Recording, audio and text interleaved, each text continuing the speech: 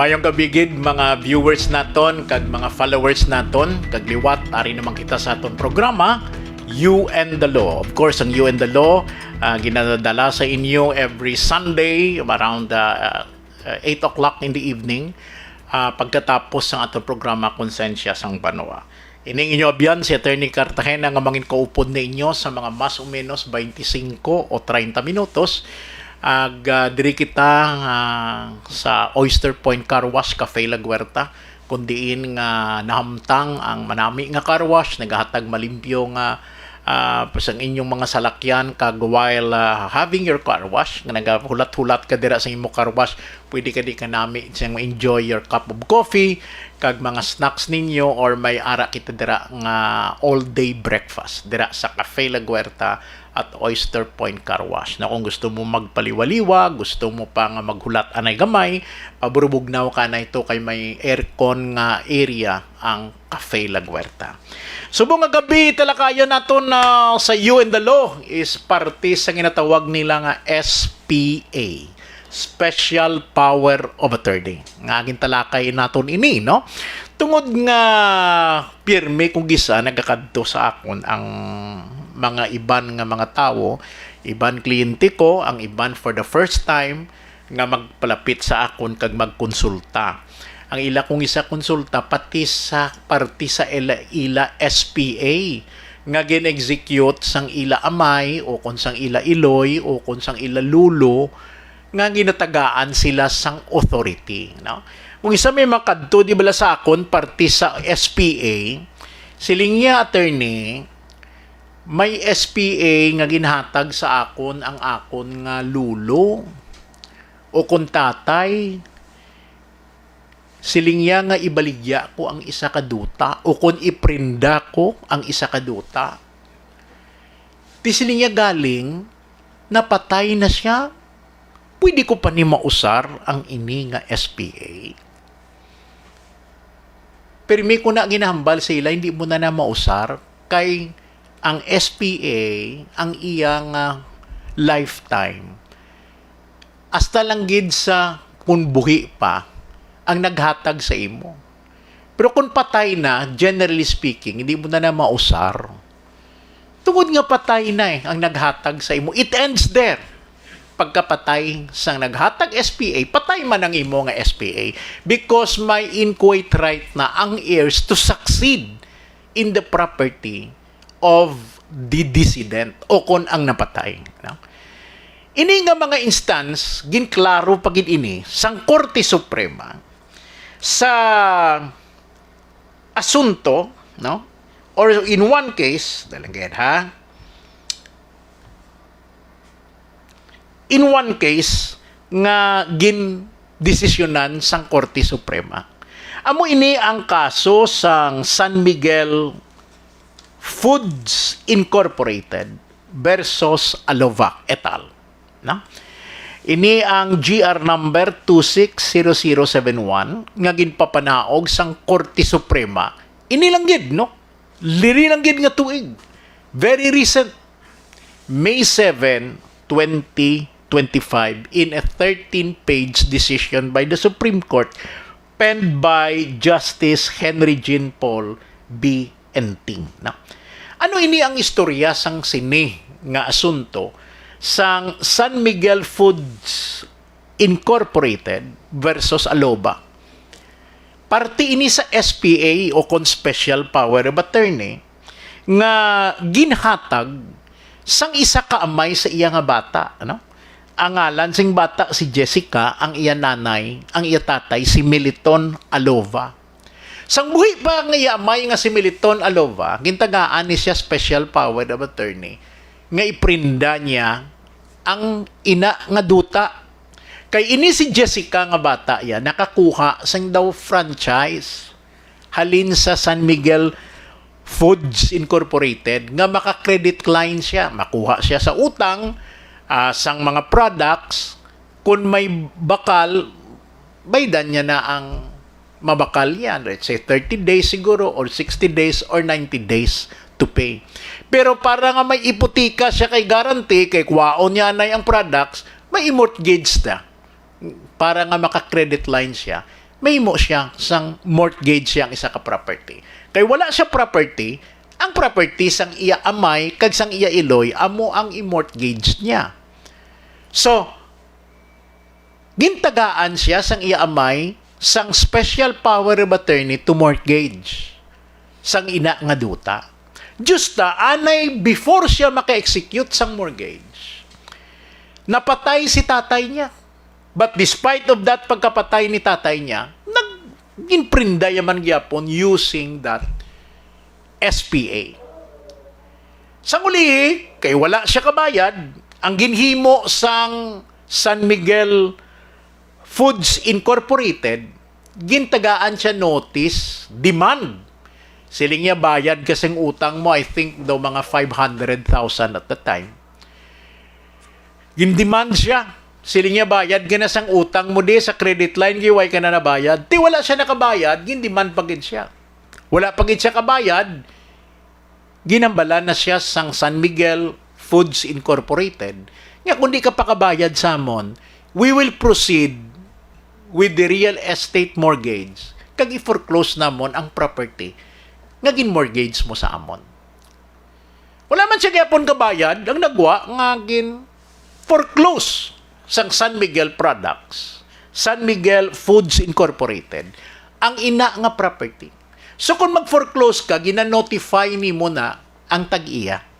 So naghimo man, gina-notice man sang San Miguel, ang tag-iya. So nabaton karon sang asawa ni Militon, bali nanay ni Jessica, ang notice ng foreclosure, kag ang notice ng auction sale. Ang isa yung pagkakautod ni Jessica, nakabaton man sang notice. So, sa mabaton nilang notice, hindi sila magsugot, nga i-foreclose. Kaya nga, siling niya, ang SPA nga ginpirmahan ni Jessica Alova, hindi na ito effective tungod nga patay na si Militon nga amay niya sang pag-mortgage niya sa San Miguel. Ikaduha, siling niya, wala bot silingon null and void ang pag-mortgage kay tungod patay na si Militon sang napatigayon kag nagpirma si Jessica nga gina-mortgage niya. So kung patay na, wala na sing authority si Jessica. So ang nag-file sing asunto, ang asawa ni Militon, bali nanay ni Jessica, kagang isaya kautod nga si Desiline, no? The Desiline, I think ang ngalan, no? Desiline. Ginasunto nila pero siling sang korte, siling niya hindi ma-proceed gid ang foreclosure. So nag-proceed ang foreclosure, nag-apilar sila. Ang desisyon sang RTC sa Dalom nga siling niya ang ina nga mortgage null and void, hindi pwede ma-foreclose kay nga tungod nga pagpirma ni Jessica, wala na siya sing authority kay patay na si Militon.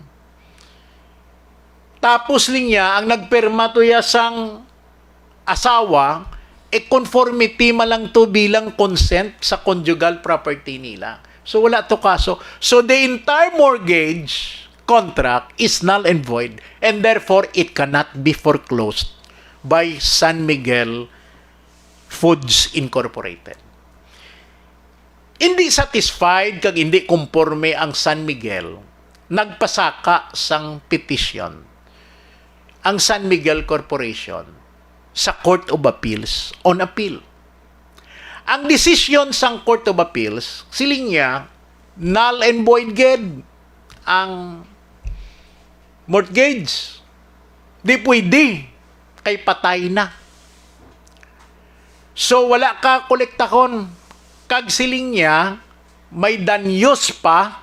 Ang San Miguel nga nagbato-bato ka mo, nga i-mortgage, nga patay na si Militon. Gin-charge pa gid ang San Miguel Foods sang damages nga magbayad sa kay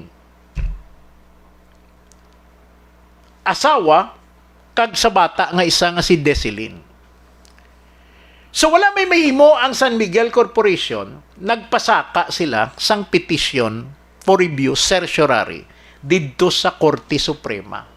Ang ila aligasyon, siling niya ang special power of attorney nga gin-issue sa amon, way man kami kabalo.